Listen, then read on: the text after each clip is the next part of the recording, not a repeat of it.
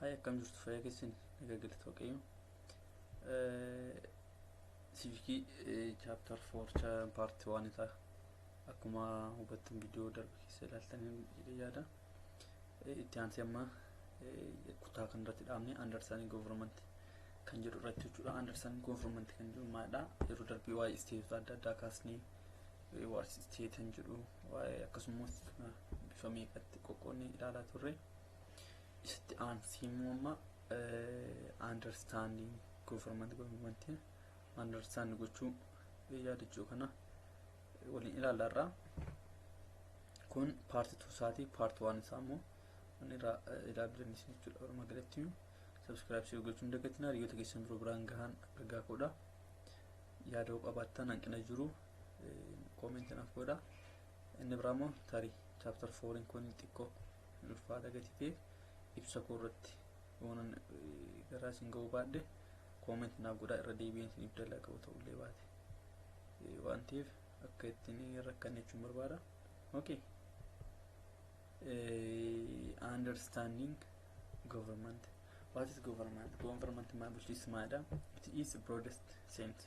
Maalidha broadest sense yookaan immoo wanta sense bal'aa ta'e to govern means bulchuu jechuun. To govern means to rule or what control others. Namoota biraa rule gochuu yookaan immoo control gochuu. To govern means to rule or control others. Namoota biraatiin maal gochuudha? Control gochuudha jechuudha.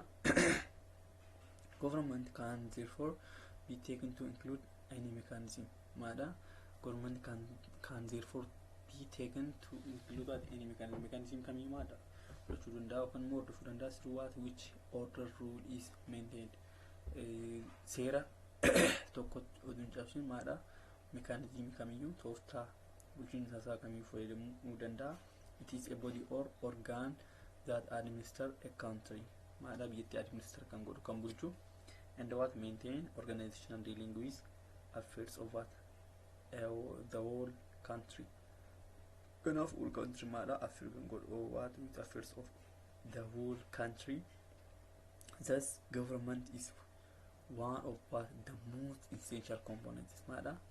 Essential component and what also an administrative wing of the state.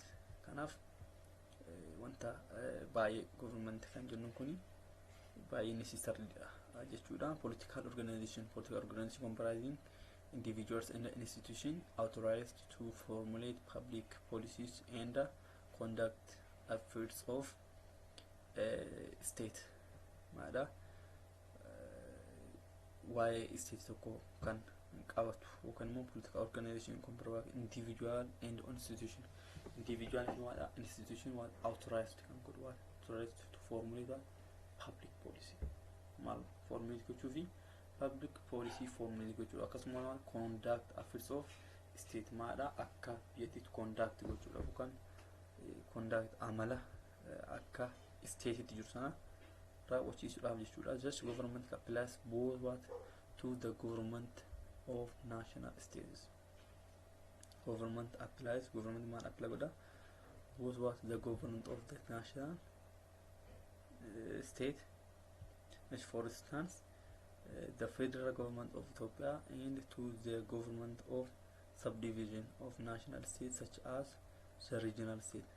In fucking regional state province and what municipal government.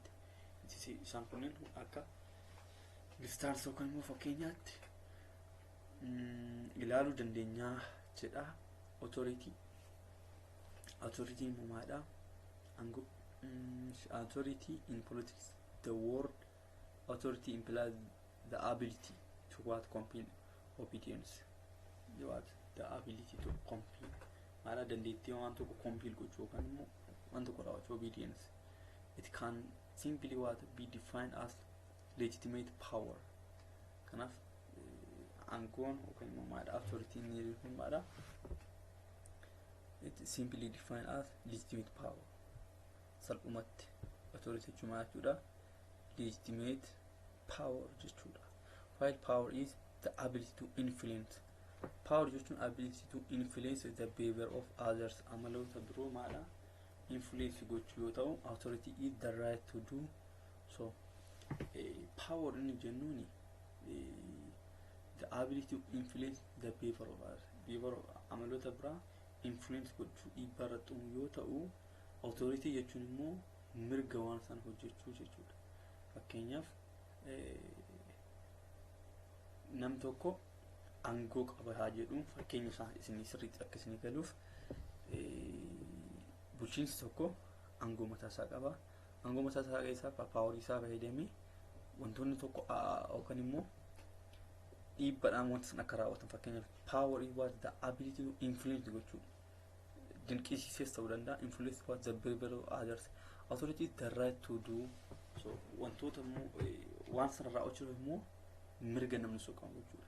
That's what authority jenna. Authority is therefore what based on what acknowledged duty to obey rather than on any form of coercion or manipulation. Kanaaf hiiktinsaa ifeedhe yaada.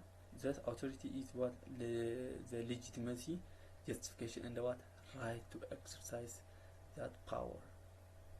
Kanaaf aangoo samaadha exercise kan gochuu maadhaaf power kan jennu. This authority is what the legitimacy, justification, legitimacy da justification da and the what right what exercise that power.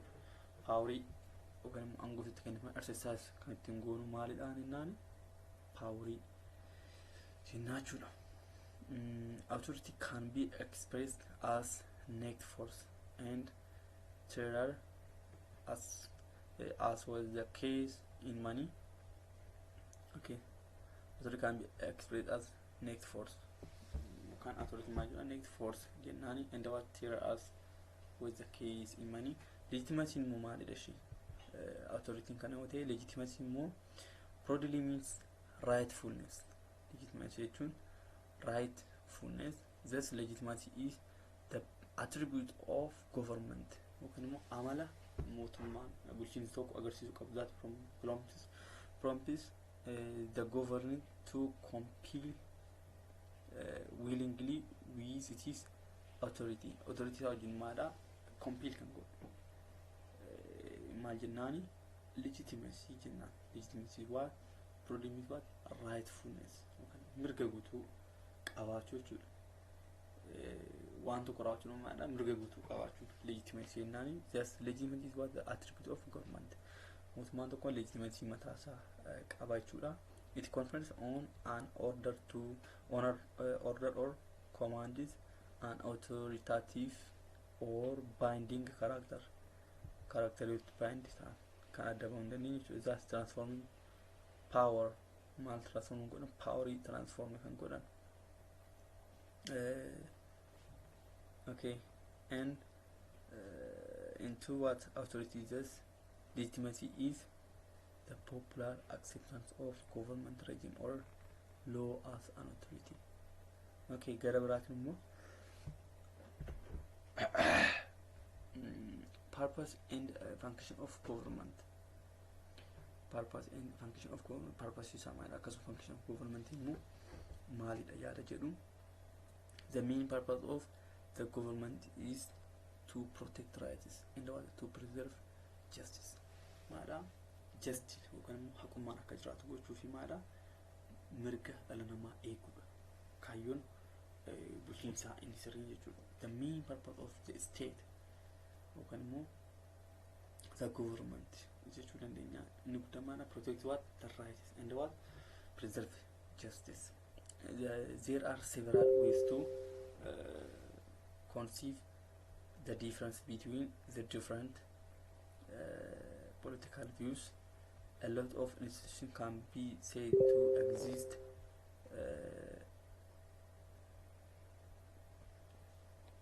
to exist okay, different between the different political views.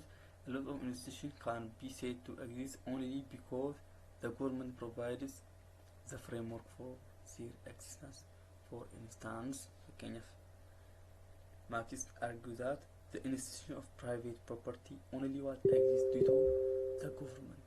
Government no jiraatu qofaadha kan exist gochuu danda'u. Kanaaf tokko irratti hundaa'aa jechuudha. Walumaa galattiyyuu maaksiin kun amma yaada namoota kanaa maal arguu kan godhu maala institution of private property what only exist with what government jiraatu malee exist ta'uu hin danda'u yaada jedhu ibsa jechuudha. Okay, mostly the constitution of various countries codify views to the purpose, powers and forms of their government, but they tend to do so in rather vague terms. Now, mostly constitution of various countries codify what views to the purpose, power and what forms of their government. Kana mada purpose and power and mada akasuma form of their government, but they tend to do what so in rather vague terms.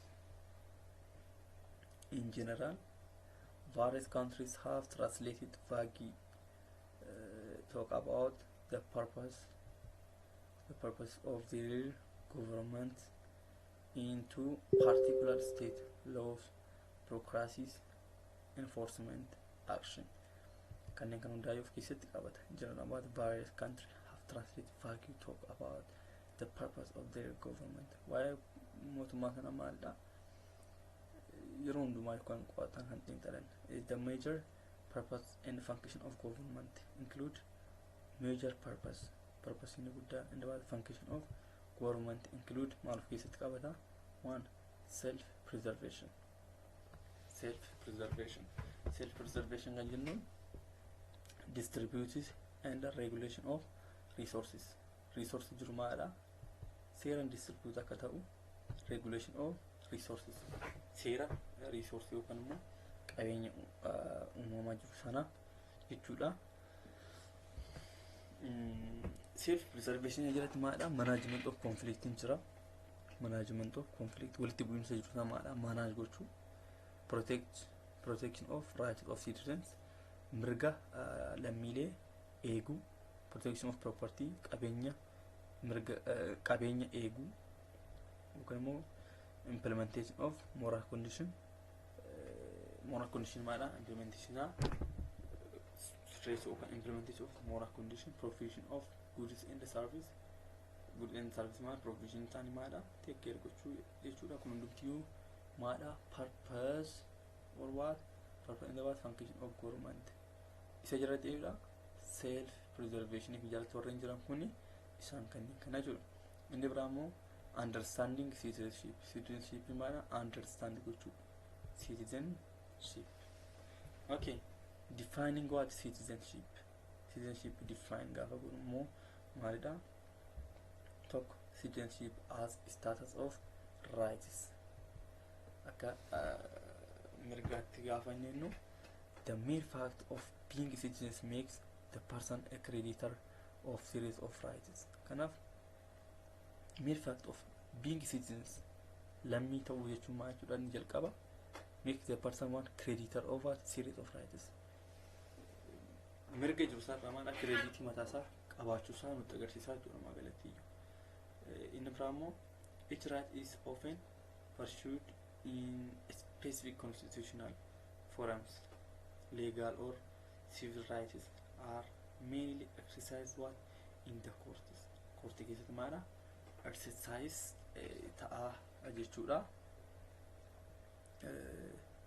Each right is often pursued in specific institutional forum. Legal, civil matter. Kanaaf salphaadha waan ta'eef kana ilaaluu dandeessu. Right are what mainly exercised in what courts.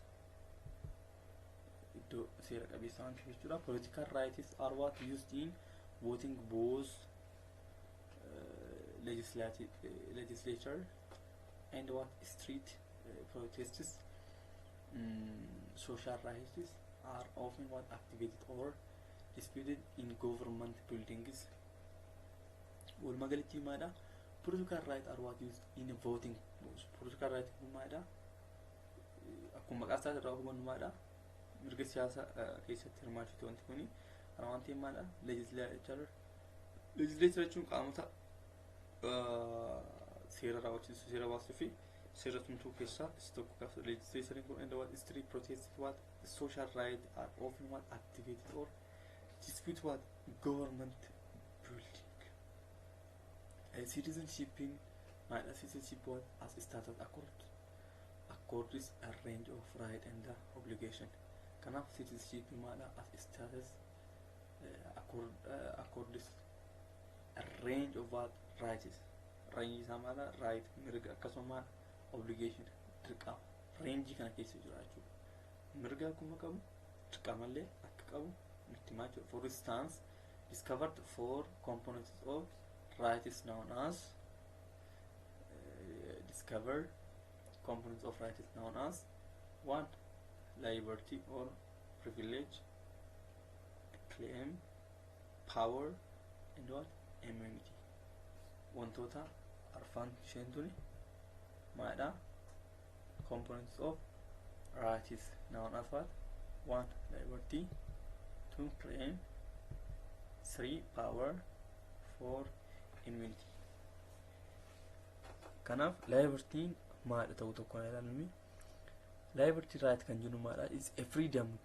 Isaan kun maadha akka asirratti ibsinitti for instance discover four components of rights. Rights, don't forget rights.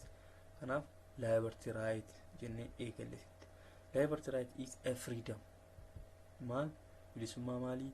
A freedom given for what? The right holder to do something.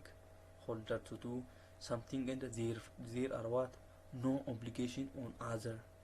Obligation is a bracket obligation on other parties to do or not to do anything to aid what? The bearer to enjoy such rights. Kanaaf freedom waan tokko qabachuudha. Liberty right kan jennu is a freedom given for the right holder to do something. Wanta tokko hojjechuudha maadha mirga namaaf kenname jechuudha. And what? There are no obligation on other parties to do or not to do anything to aid the bearer to enjoy such rights. Waan tokko raawwadhu kan jedhamtu akka raawwattuuf raawwatan kan jedhamtu immoo akka raawwanneef mirga namaaf kenname jechuudha. That's what we call liberty right jennaanii jechuudha. Claim right kan jedhu immoo maadha are the inverse of liberty. Faalla liberty kan ta'edha inni kun immoo liberty right is since it is entails responsibility upon another person or body. Kun immoo maadha are the inverse of liberty right gaafa ta'u faalla isaa gaafa ta'u since it what entails responsibility upon other person or body. Qaama biraata irratti kan goonu kun immoo mataa keenya irratti kan goonu is freedom given for the right holder to do something and there are no obligation on other parties to do or not to do anything aid the bearer to enjoy such rights. Maadha kuni right holder to do something. Holder maadha waan tokko hojjechuu hin danda'u and there are no obligation on other. Okay. Asitti immoo maal jedha are the inverse isaa ta'e the duty bearer has to accomplish something that is indispensable for right holders to enjoy the claim rights. Liberty and the claim rights termed as primary rules requiring that people perform or refrain from doing particular action. Powers okay walumaa galatti maadha kuni liberty inni jennu kuni and claim rights termed as what? Primary rules or what? Rule required what? That people perform what? Or refrain from doing particular action tokko raawwachuudha. Sun qaama biraatiin abbichuma sanaan kan raawwatu yoo ta'u claim kan jedhu immoo qaama biraatiif kan raawwatudha. Arbaat the inverse of liberty responsible upon what? Another person qaama biraatirratti jechuudha. Another person or body. The duty bearer has to accomplish what? Something that is indispensable for what? Right holder to enjoy the claim rights. Liberty, claim rights termed as what? Primary rules. Liberty and claim rights termed as primary rules. Primary rule jedhamanii beekamu eenyuun liberty and claiming right in isaan jennuun kun jechuudha. Rules require that people perform or refrain from what doing a particular action tokko jechuudha maadha kan isaan perform godhan yookaan namoonni performance godhan kan raawwatan jechuudha. Inni sadaffaan immoo maadha power rights isan jennu. Rights regarding the modification of first order rights. Maadha first order rights jedhama. And what regard the modification of what modification of first rights. They are cooperative controls that are imposed on others. Wrote brother imposed on good. Immunity rights. Immunity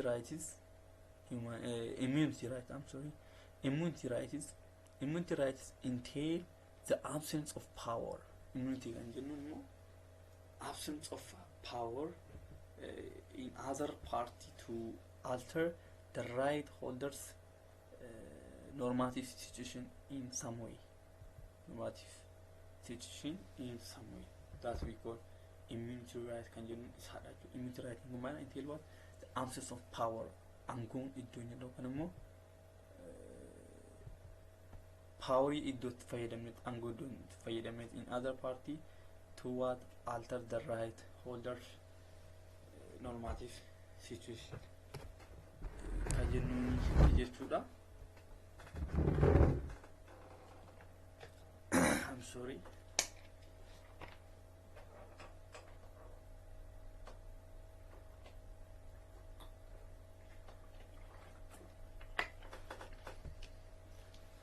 So immunity rights kan jennu kana fakkaata.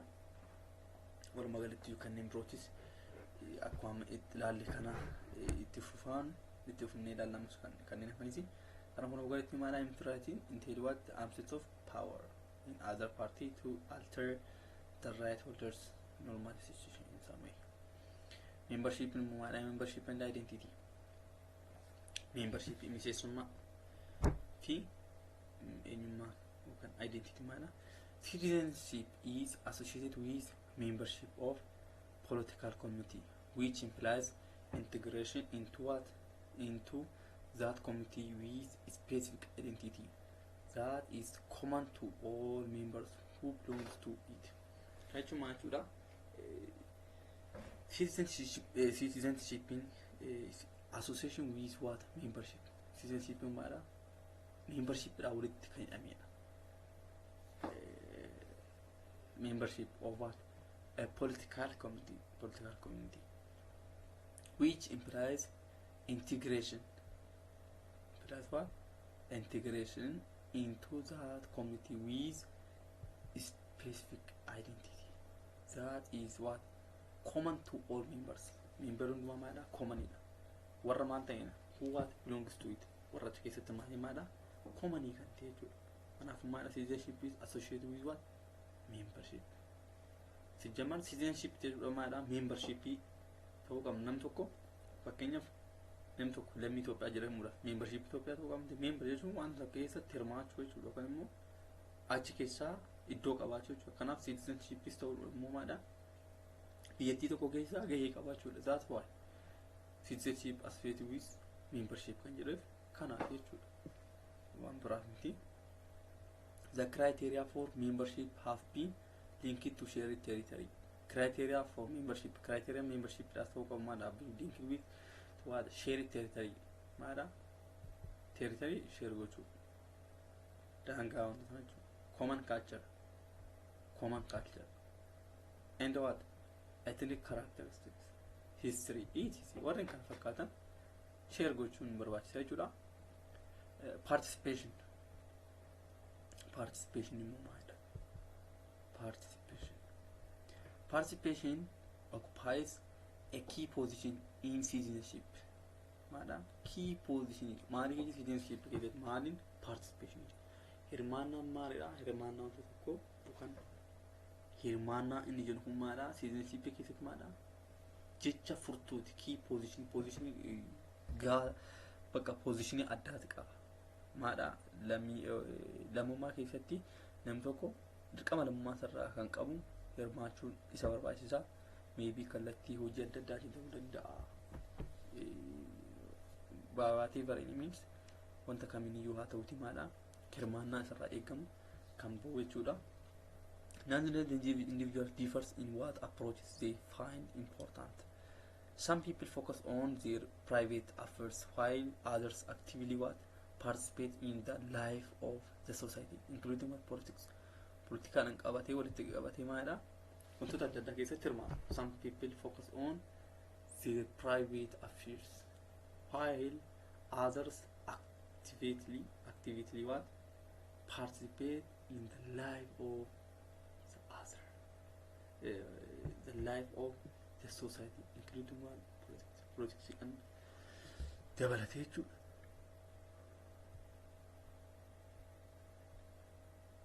Inni biraa there are two approaches in this regard. Approach lama ilaalla inni kana keessatti maadha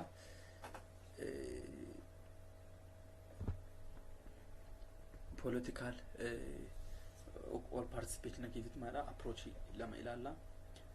The first one is what? The first one is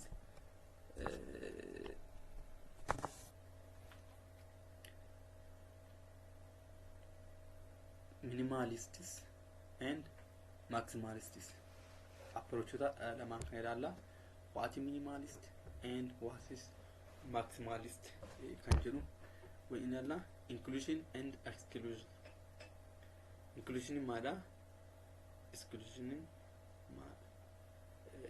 There are two approach in this regard. Minimalist participation keessatti minimalist na maximalist jira. Minimalist at least hanga xiqqaadha ta'e, maximalist immoo at most hirmaannaa guddaadha jechuudha. Inclusion and exclusion immoo maalidha? Inclusion akkuma qaasarraa wannu maybe kan koorsii inclusiveness keessatti hin barattu. Inclusion jechuun itti dabaluu yookaan ofitti hammachuu yookaan ofitti fudhachuu gaafa ta'u, exclusion immoo exclude gochuu. Inclusion include gochuu gaafa ta'u, exclusion immoo exclude gochuu jechuudha, irraa baasuu jechuudha. Kanaaf asirmarraa akka hiikasamee ol ilaalu. All individuals living in particular state do not necessarily mean that all are citizens. Namoonni hundumtiyyuu naannoo tokkotti jiran maadha hundumtiyyuu citizen jechuu hin dandeenyu. All individuals living in particular state tokko keessa gatii waliin jiraataniif yookaan immoo gatii jiraataniif maal jechuu hin dandeenyu. Do not necessarily mean that all are citizens. Hundumtiyyuu maadha citizen jechuu hin dandeenyu. For instance, there are non-citizens visiting working and living in Ethiopia branded as foreigners or aliens. Akka Itoophiyaa keessa namoonni biyya gara garaa dhufanii ta'an jiru. Garuu citizen jechuu hin dandeenyu. Citizen ta'uudhaan must be fulfill a membership. Akka jalqaba dubbanne jechuudha. Foreigners have the likelihood of staying in the territorial administration of Ethiopia as far as they have authorized visas. Visa maal ta'e ta'uu qabaachuu qabu, authorized kan ta'e yookaan kan seera guute ta'uu qabaachuudha. Theorizing citizenship kan jennu immoo maalidha?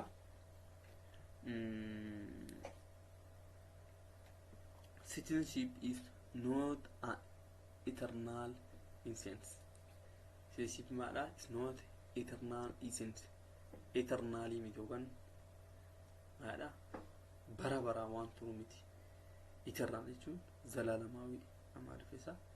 Eternal essence hin jennu miti. Rather a cultural artifact molded by people through time, and that is why the notion of citizens and the meaning attached to it changes with the change in political thoughts, ideologies, policies, and governments. Maalifi eternal miti maadha yeroo gara yerootti jijjiiramuu danda'a, mootummaan jijjiiramuu danda'a, ideoloojiin haaraa dhufee jijjiiramuu danda'a, poolisiin jijjiiramuu danda'a. That's not what eternal kan jenneef kanaaf jechuudha citizenship. Other states acknowledge government intervention in the market. Other states acknowledge government intervention in in the market decides all citizenship rights have not what got institutional recognition at what at the same rate. Actually, citizenship in my citizenship obligation vary to ranging from states where military service is required, like Eritrea and North Korea. Kan jechuun maal jechuudha? Citizenship obligation vary to ranging from one state where military service is required, like Eritrea and North America. Kanaaf citizenship maal obligation garaagarummaa qaba. Maal fakkeenyaaf from states where military service is required, like Eritrea and North Korea fi Eritrea keessatti fudhataman garaagarummaa qabaachuu danda'a. Gatuma citizenship jennee citizenship iddoon nuti wal fakkaate jechuun that's what may be difference vary. Okay. To those states including what Ethiopia, to those states Ethiopia and dabalatee jechuudha maadha, where every citizen under normal circumstances is not obligated what to take military training or serve. As a result, various citizenship theories emerge out of what such historical trajectories. As a result, various citizenship theories what emerge out of what such historical trajectory. Okay. Citizenship in liberal thought. Citizenship in liberal thought and general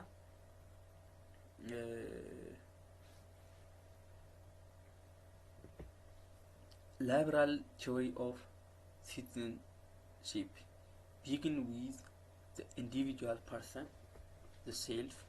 Can I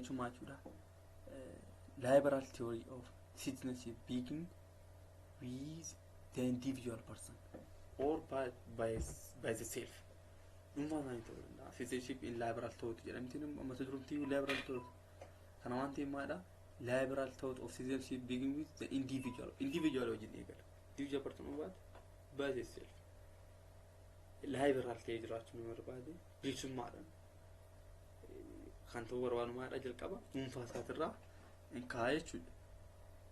Hence in liberalism the primary political unit as well as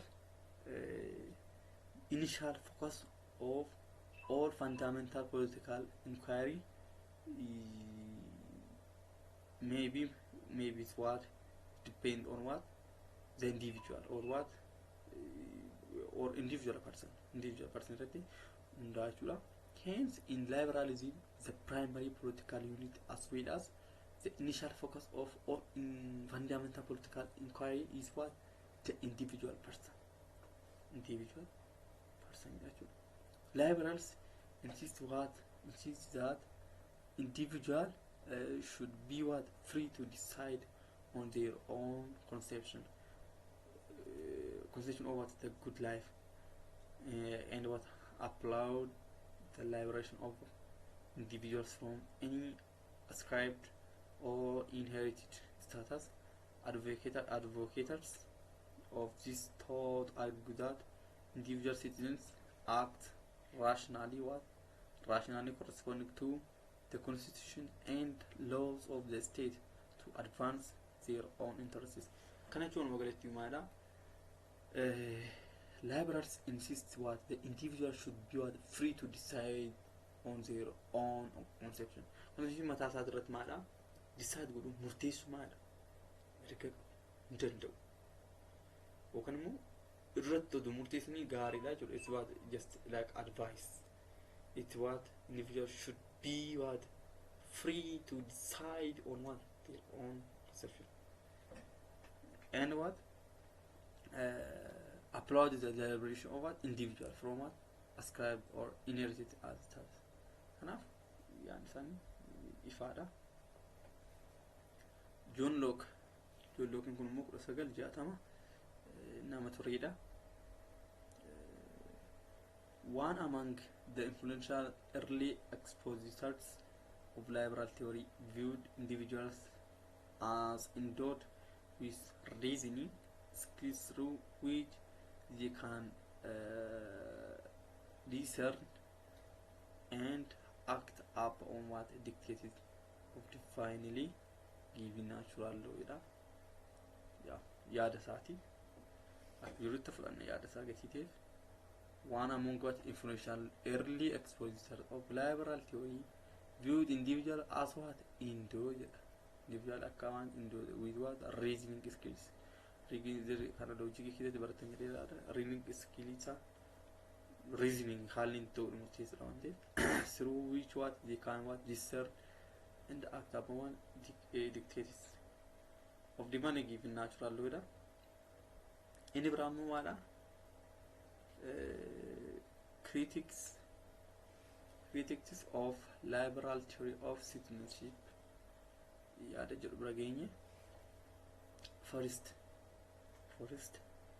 how can individual be or are prevented from destroying each other? Maalidha jalqaba irratti how can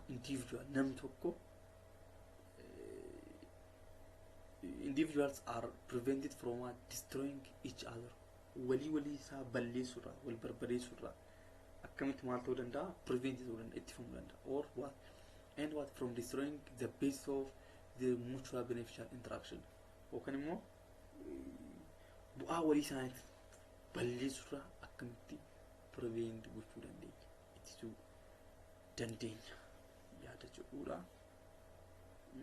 Second, liberalists affirmatively valorize the privatization of personality, commitment, and activity. Hence, the problem has to do with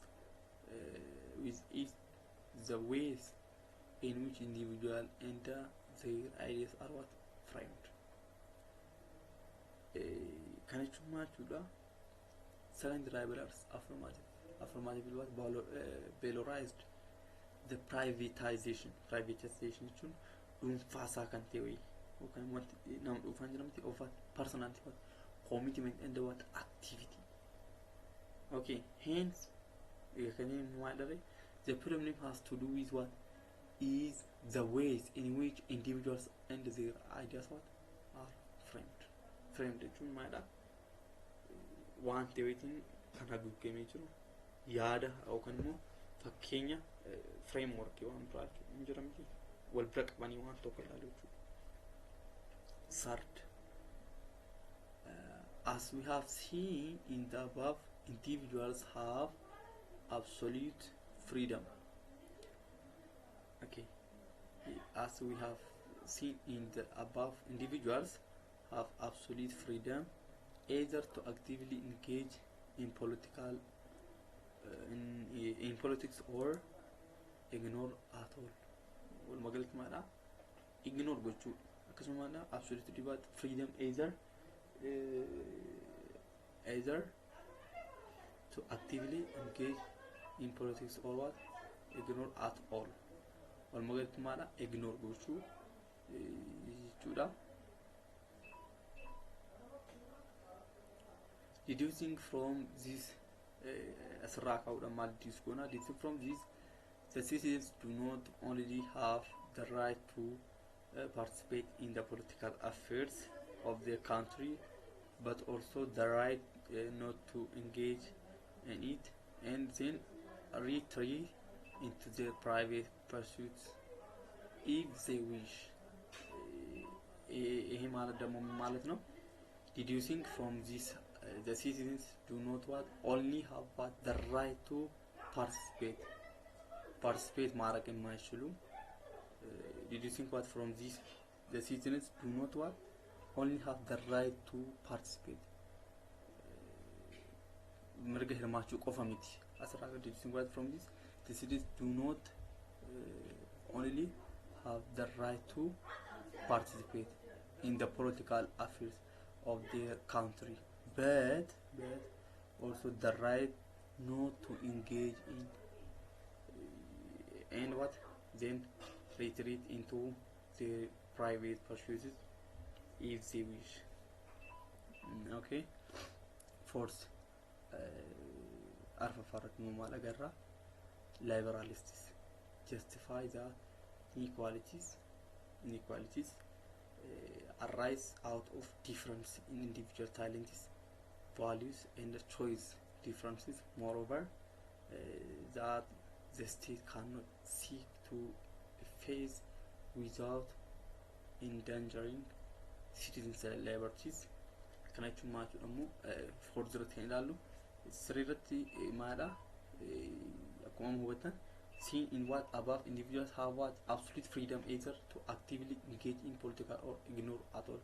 Political keessatti engage gochuu danda'u akkasuma maadha ignore illee gochuu danda'u. Afaan immoodha liberals justify that inequality arise out of differences. Inequality and matter arise out of differences. Differences alatti maadha kan bochu individual talents. Yookaan immoo talentii dhuunfaa keenyatti. Inni what choice differences. Moreover, that the state cannot seek to face what without endangering citizens' liberties.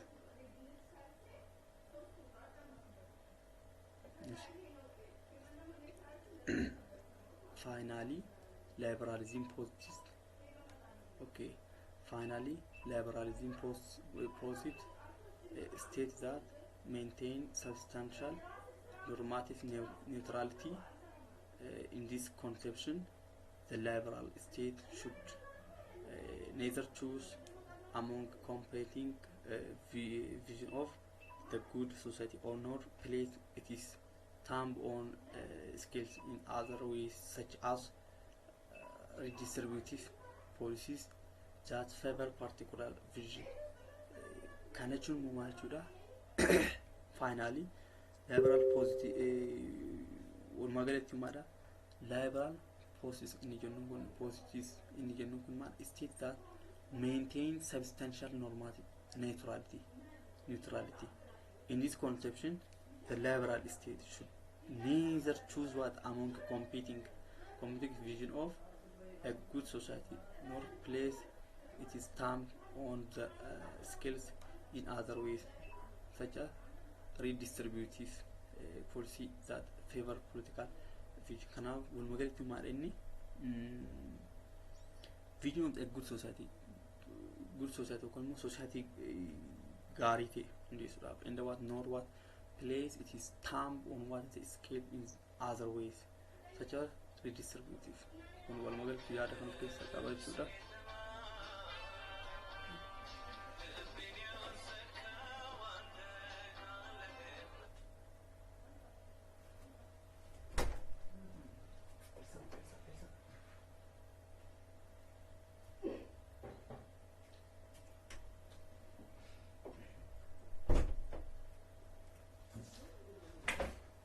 Sorry.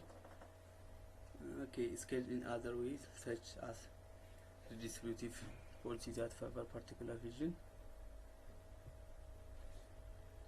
Okay, citizenship in communitarian thought kan jedhu kun maayidha. Communitarianism yaani jedhu immoo walumaa ilaalla. Communitarianism is as an approach emphasizes on the importance of society in articulating the good. Kana jechuun maal jechuudha? Communitarianism is as an approach emphasizes on the importance of society. Maaratti emphasize godhu barbaachisummaa society irratti emphasize godhu jechuudha isaan immoo. And what articulating was the good. Kanarratti focus godhu. The communitarian, also known as what? Nationalists. Nationalists jedhamanii hin beekamu. Model argues that what? The identity of citizens. Identity of citizens xiyyeeffatu cannot be what? Understood outside the territory. Daangaraan alatti hin ba'anii cannot be understood. Daangaraan ala ba'anii understand cannot be what? Understood outside of the territory in which they live or they live. Iddoo jiraatan alatti kan hin baane garuu within what? Territory naannoo keessa jiraatan maadha understood understood kan walii godhan yookaan kan walii hubatan yaada akkasiiti of keessaa qaba. All in all, the two defining features of communitarian perspective are: first, no individual is entirely self-created. Instead, the citizens and his or her identity is deeply constructed by the society where he or she is a member. All in all, the two defining features of communitarian perspective are what? Tokko lamaan isaanii jechuudha. Communitarian lamaan isaanii tokkoffaan maadha? First, no individual entirely self-created. Namni dhuunfaa isaati maadha? Self-created godhu hin jiru. Of qofa kan uumu hin jiru. Maaliif membership uumuu qaba jechuudha. He sees the citizens and his or her identity deeply what constructed by what? The society where he or she is a member ta'uu qaba jechuudha. Newcomers such as children and immigrants to a society must assimilate themselves in order to participate in community activities. Only when an individual successfully assimilates can the society kan jechuun muumaa jechuudha. Newcomers kan jennuun maybe immigrant naannoo tokko gara naannoo tokkotti namni deemu immigrant jedha. Fakkeenyaaf Itoophiyaa gara biyya biraa yookaan biyya biraa gara Itoophiyaa gaafa dhufu immigration kan jennuun jechuudha. Immigrant naannoo newcomers kan jennuun isaa sana yookaan immoo daa'ima haarawaa dhalate jechuudha. Newcomers such as what? Children and what? Immigrants to a society must assimilate themselves in order to what? Participate in community activities. Community activities maal participate akka gochuu danda'an haala mijachuufii qaba. Only when an individual successfully assimilates what? Can the society. Seera jiru gaafa gosa assimilate godhe maal ta'a? Society sana ta'uu danda'a jechuudha. Citizenship in Republican thought. Citizenship akka Republican akka yaada Republican tumaamaadha. Republican citizenship theory put emphasis on both individual and group rights. Means Republican thought attempt to incorporate the liberal notion of the self-interested individual within the communitarian framework of egalitarian and community belonging.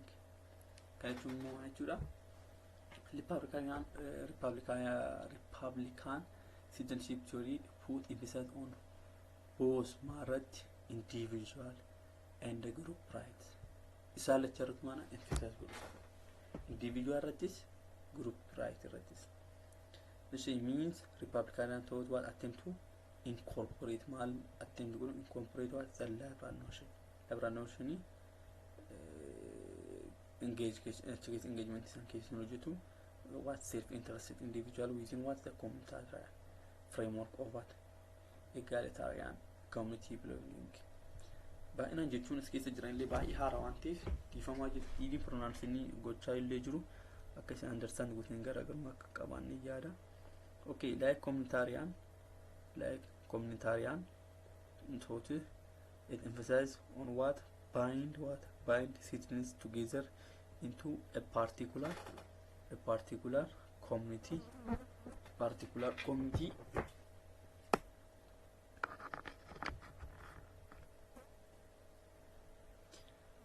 Okay, citizenship should be understood as a common civic identity shaped by what? Common public culture. Common public culture and maal ta'uu qaba? Shape kan ta'uu qabuudha jechuudha.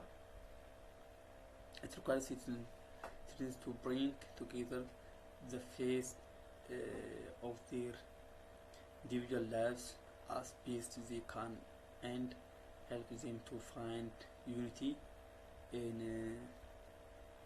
the midst of diversity. However, Republicans don't pressurize individuals to surrender their particular identities like the communitarian thought.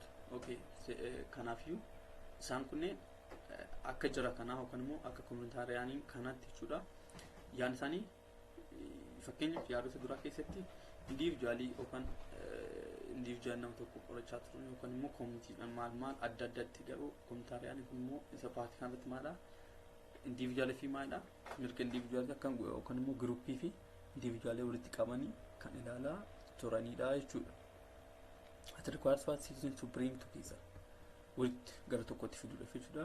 The face of their individual lives as best they can and help them to find unity in the midst of diversity.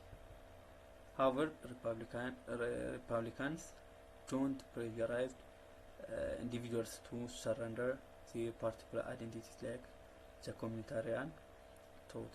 Akka yaada jara kanaatti miti jechuudha. Kanaaf instead it is underpinned by a concern with individual obligation to participate in communal affairs. Kanaaf individual obligation to participate in communal affairs ni annam akka dhuunfaatti dirqama dhuunfaa isarraa eegamu tokkumaadha hirmaachuudhaan kan bahu jechuudha. Yookaan immoo namni kamiyyuu dirqama mataasaa qaba. Dirqama mataasaa qabu sana society keessatti hirmaachuudhaan dirqama sana kan bahu qabu jechuudha. Republican citizenship has been criticized by scholars who advocate multicultural and other approaches of citizenship. Now, Republican citizenship has been criticized and criticized scholars who advocate what multicultural and other approaches of citizenship. Multicultural case or fi citizenship bra what follow good maadani jara kana criticize go more jechuudha. Yookaan immoo akka wanti yaadetti kaasu jara sanatti jechuudha. First is that the Republican conception of citizenship is no longer realistic. The Republican citizenship is redeemably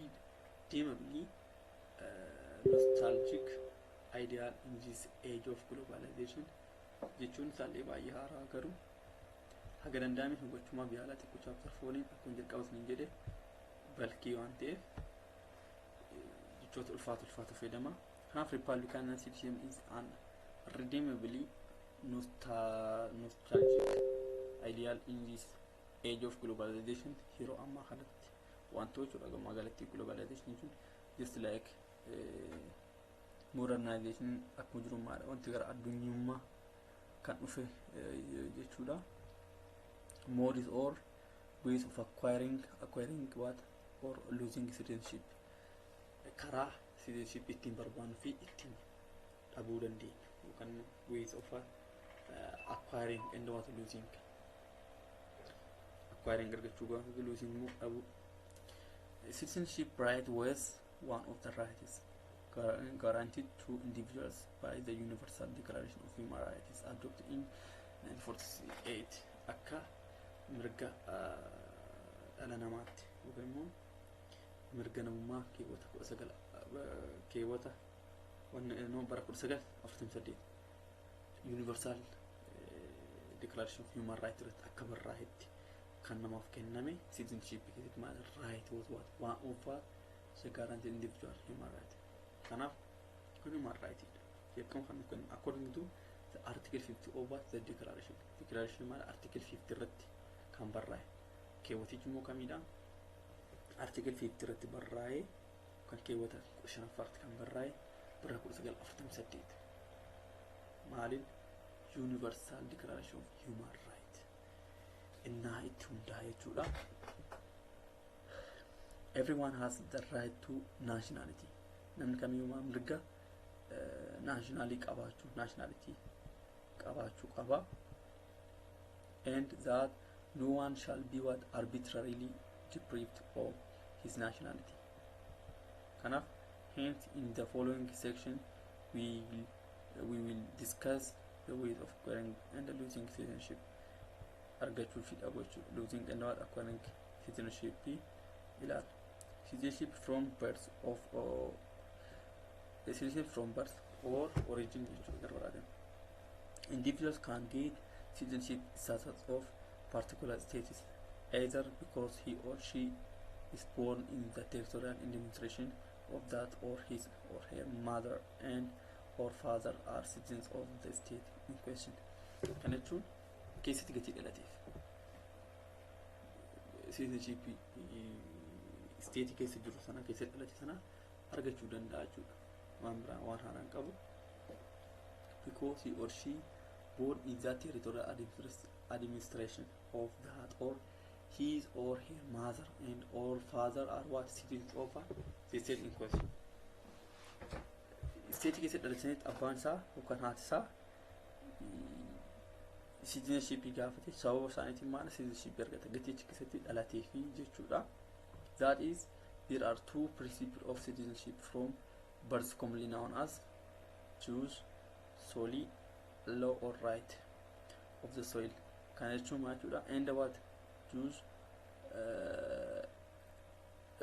sanguinis or law or right of blood. Kana jechuun maal jechuudha? Law or right dhan ta'a akkasummoo law or right of blood dhiigaan jechuudha garbaraatiin.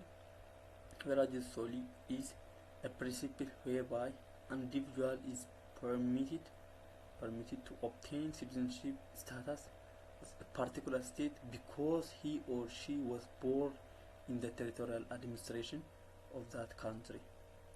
Maal kan jennuuni usually or what by law jechuudha garbaatiin law or right of what the soil. Right of the soil. Okay. Kana gaafa jennu maal jechuudha?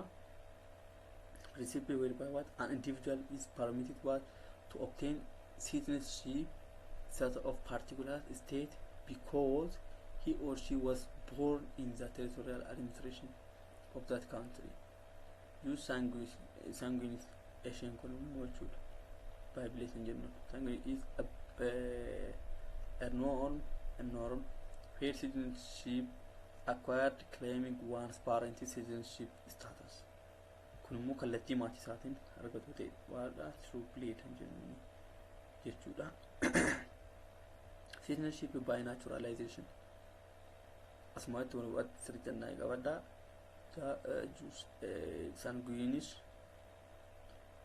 by blood gaafa ta'u solely immoo by law or right or of the soil. Kanaaf isheen lamaan kana sirriitti adda baasaa hubadhaa jechuun barbaada. Citizenship by naturalization or by law. Naturalization or by law kan jedhamu maadha? Is a legal process by which foreigners become citizens of another country. Namni biyya tokko keessatti maadha citizenship gaafa guutu jechuudha. Kuni is that the legal process by which legal process ite by foreigner namni alaa tokko become one citizens of another country. Biyya biraarraa gara biyya tokkotti deemaadha citizenship gaafa guutu barbaada. The common sub principle of acquiring citizenship through naturalization are the following. Seerota armaan gadii kan fudhatu qaba. Tokko waata political case. Secession, merger, and what subjugation. Kan hunduma qabaachuu qaba. Grant on application, marriage legitimatization or adoption, reintegration or restoration. Seerota kana kan guutate ta'uu qaba jechuudha. Wantoota armaan gadii kana maa gochuu qaba? Xumuruu qaba jechuudha. Political case isaa jechuudha. Okay, the mode of acquiring Ethiopian citizenship Ethiopia barbaaduudhaaf yookaan immoo argachuudhaaf moodoon yookaan immoo siisteemoon itti fayyadamnu. Before the 1930 bara 1930 there was not officially inscribed legal document that deals with citizenship, but in 1930 Ethiopia adopted legal document named as Ethiopian Nationality Law. Ethiopian Nationality Law kan jiru bara 1930 yeroo jalqabaateef written document jedhamees kan beekamu chapter 5 keessatti I think ilaallee irraa waan ta'eef yaadatu ilaa yaada. Recently this nationality law has replaced by another legal document called what? Ethiopian Nationality Proclamation number 374 part 2003, which was adopted in 2003 by the House of People Representatives. Bakka mana marii bakka mootummaatiin kan ba'e seera 378 muraa 200 fi 2003 irratti kan taa'e jechuudha.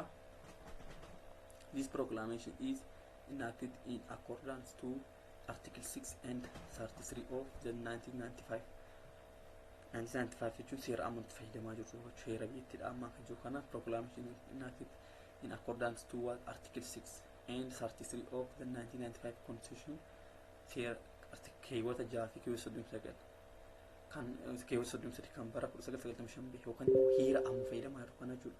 Federal Constitution and affirmed that person can acquire Ethiopian citizenship either by birth or naturalization. Birth yookaan dhalootaan yookaan immoo naturalization yookaan by law argachuu danda'a. Now let us discuss modes of acquiring citizenship, including in 2003 Nationality Proclamation. Tol maal gochuu qaban jechuudha. Acquisition by descent yookaan immoo hidda dhalootaatiin jechuudha. The 1930 Ethiopian nationality laws asserted that any person born in Ethiopia or abroad whose father or mother is Ethiopian is an Ethiopian subject. Bakka abbaan isaa kan isaa Itoophiyaa taate kan Itoophiyaa ta'e jechuudha. Yookaan immoo citizenship Itoophiyaa argatee in argataa jechuudha. In Article 6 lakkoofsa tokko irratti kan jiru the 1995 Federal Constitution states that any person of either sex shall be an Ethiopian national where both or either parent is Ethiopian. Lamaan isaanii yookaan immoo lamaan isaanii keessaa tokko Itoophiyaa ta'e sababa isaaniitiin maala citizenship argataa jechuudha. Acquisition by law yookaan immoo karaa seeraatiin kan jedhamu naturalization Article 6 number 2 of the 1995 Federal Constitution also averts that aliens can gain Ethiopian citizenship. Kan jechuun maal jedha? Grant an application or registration cases of marriage. Maal kun immoo procesii seeraan qaba grant application yookaan registration isaan guuttata case of marriage fuudhin jiru case of marriage in galfata case of adoption yookaan immoo guddifannaa injiramoo injiru akkamitti akka ta'e in galfata what legitimating this process whereby an illegitimate child gets citizenship status of his or her caretaker's nationality jedha. Citizenship by special cases. Citizenship by special cases as it is labeled in Article 8, an alien who has made an outstanding contribution in the interest of Ethiopia may be conferred with Ethiopian nationality by law without undergoing what the precondition. Kanaaf inni kun citizenship by special case jennee waamuu dandeenya. Dual constitution kan jennu maadha. Dual constitution is the constitution of being citizens of two nations. Nation lama warra qaban dual jechuun lama. Kanaaf nation lama warra qabanidha. Of course a person may acquire more than two states, which is called multiple citizenship. Duality or multiplicity arise because of the clash among the Jews sanguinis. Kana jechuun seeraa fi dhiigaan kan argame jechuudha. Kanaaf and naturalization kana jechuun maal jedha? For example, a baby born to French family visiting the United States would acquire USA citizenship by jus soli and French citizenship by jus sanguinis. Kanaaf garaagarummaa jechuun citizenship tokkoo fi sana qabaachuu danda'u dual citizenship kan jennu sarara ka'eeti. A child born from mother and the father of two different countries, abbaa fi haadha isaanii abbaa fi haati lachuun biyya garaagaraa irraa daa'imsa kan dhalata of two different countries could acquire what dual citizenship through descent. sababa abbaa isaaniif fakkeenya abbaan isaa tokko Itoophiyaa ta'ee haati isaa Ameerikaa osoo taate sababa haadha isaatiif lammii Ameerikaa ta'uu danda'a, sababa abbaa isaatiif lammii Itoophiyaa ta'uu danda'a. Dual jennee waamna jechuudha. Kanaaf citizenship through descent beside on the one hand state may allow its naturalized citizens to keep their original citizenship, and on the other state may refuse the citizen to revoke his or her citizenship for various reasons, which are what cause for dual for multiple citizenship. People who declare that they no longer were citizens of such country and become naturalized in another still would be claimed citizens by the original nation. Enough people who declared that they no longer were citizens of such country and become what naturalized in other still would be what claimed as citizens by what the original nation. Ways of losing citizenship. Citizenship immoo akkamitti lose godhama? Deprivation is an involuntary loss of citizenship which arises while government authorities or court take the decision to nullify an individual's citizenship. Kana jechuun maal jechuudha? Individual involuntary loss of citizenship which arise while government authorities or court take a decision to nullify an individual's citizenship. Kana jechuun maal jechuudha? Government yookaan immoo mootummaan wanta tokko nullify gaafa godhu yookaan immoo wanta sana gaafa dhabsiisuu jechuudha. Nullify jechuun isaadha jechuudha. Gaafa dhabsiisuu maalta citizenship san akka inni dhabeetti ilaala jechuudha. Lapse or expiration yookaan immoo yeroo isaa irra darbee jechuudha is another way of losing citizenship which is not what applicable to Ethiopia. Wanta yeroo isaa irra darbe maadha? Lapse or what expiration kan jennu kana jechuudha. What another way of losing citizenship which is not what applicable into Ethiopia.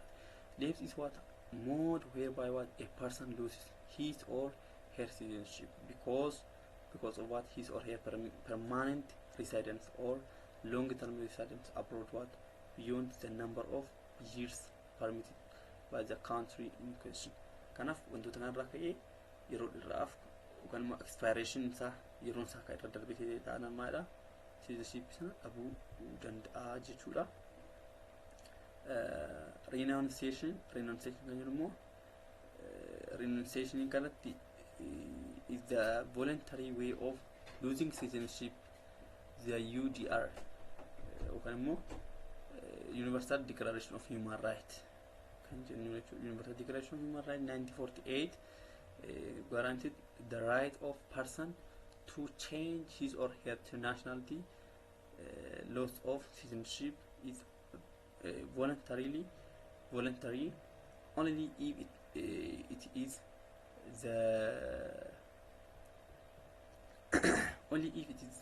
intended and initiated by the individual concerned. Substitution citizenship may be lost when the original citizenship is substituted by another state where it is. Substitution kan jennu kun amma bakka buusuu jechuudha garbaati kuni. Citizenship may be lost when the original citizenship is substituted by what another state. State sun state biraatiin gaafa bakka buuchuu where it is acquired through naturalization. On the other side, this may also take place when what particular territory is annexed by another state. State biraatiin gaafa bakka buuchuu. And what statelessness kan jennu immoo state yoon qabaatne jechuudha. Yookaan state malee kan statelessness is the condition of having citizenship of any country and with no government from which to ask protection kan gochuu hin dandeenye hoon jira. According to what The international law, stateless person is a person who is not considered as a citizenship. Kanaafuu hoo stateless ta'e akkamitti kan fudhatamedha. Bakka summary of chapteriin kana fakkaata. Chapter 4, the chapter tries to present the basic notion of state government and citizenship. State is an institution created to ease of the complex relationship and interaction among individual and the groups. Government is the administrative wing of state nation which empowered take care of the business of the state. Citizenship refers to the main point. Citizenship refers to the rules regulating the legal or formal relation between the state and individual with respect to their acquisition and the laws of given country nationality and Jordan. Walumaa galatti iyyuu viidiyoo kanarraa waan guddaa akka hubattan abdiin qabaa. Aan isii waliin kana ture isheetu leenjisuuti from Shelteep online tutorial. Please share, like, subscribe godhaa. Hiriyoota keessan biraan gahaa. Yoo isinitti tole yoo isinitti toletes yaada jiru naa kaa'aa. Inni biraa immoo guruppii irratti Telegram Shelteep jedha search godhaa. Telegram irratti gaddisni lakkifamootonni baay'een achirratti discussion yeroo mariin qabaannaa. Qorumsa adda addaa barattoonni mooraa adda addaa irraa gadhiiftan galatooma.